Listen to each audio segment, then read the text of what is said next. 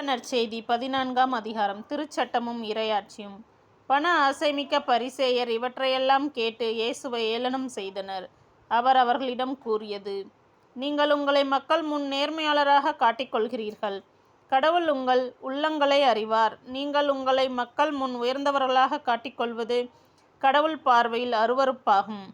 திருச்சட்டமும் இறைவாக்கினர்களும் யோவான் காலம் வரையிலும் தான். அது முதல் இறையாட்சி பற்றிய நற்செய்தி அறிவிக்கப்படுகிறது. யாவரும் இறையாட்சிக்கு உட்பட நெருக்கி எடுத்து கொண்டு வருகிறார்கள்.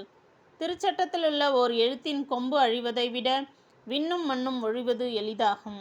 தன் மனைவியை விலக்கிவிட்டு வேறொரு பெண்ணை மணப்பவன் எவனும் விபச்சாரம் செய்கிறான். கணவனால் தள்ளப்பட்ட பெண்ணை மணப்பவனும் விபச்சாரம் செய்கிறான். செல்வரும் லாசரும்.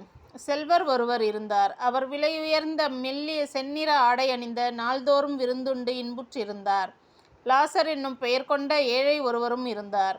அவர் உடல் முழுவதும் புண்ணாயிருந்தது. அவர் அச்செல்வருடைய வீட்டு வாயில் அருகே கிடந்தார். அவர் செல்வருடைய மேசையிலிருந்து விழும் துண்டுகளால் தம் பசியாற்ற விரும்பினார். நாய்கள் வந்து அவர் புண்களை நக்கும்.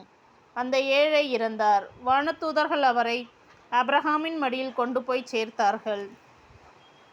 செல்வரும் இறந்தார். அவர் அடக்கம் செய்யப்பட்டார். அவர் பாதாளத்தில் வதைக்கப்பட்ட போது அண்ணாந்து பார்த்து தொலையில் ஆபிரகாமையும் அவரது மடியில் லாசரையும் கண்டார். அவர், தந்தை ஆபிரகாமே, எனக்கு இரங்கும். லாசர் தமது விரல் நுனியை தண்ணீரில் நனைத்து எனது நாவை குளிர செய்ய அவரை அனுப்பும். ஏனெனில் இந்த தீப்பிழம்பில் நான் மிகுந்த வேதனைப்படுகிறேன் என்று உரக்க கூறினார். அதற்கு ஆபிரகாம், மகனே, நீ உன் வாழ்நாளில் நலன்களையே பெற்றாய். அதே வேளையில் லாசர் இன்னல்களையே அடைந்தார். அதை நினைத்துக்கொள். இப்பொழுது அவர் இங்கே ஆறுதல் பெறுகிறார். நீயோ மிகுந்த வேதனைப்படுகிறாய். அன்றியும் எங்களுக்கும் உங்களுக்கும் இடையே பெரும் பிளவு ஒன்று உள்ளது. ஆகையால் இங்கிருந்து ஒருவர் உங்களிடம் வர விரும்பினாலும் கடந்து வர இயலாது.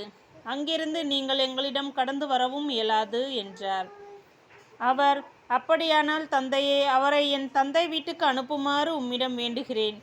எனக்கு 5 சகோதரர்கள் உண்டு. அவர்களும் வேதனை மிகுந்து இந்த இடத்திற்கு வராதவாறு அவர் அவர்களை எச்சரிக்கலாமே என்றார்.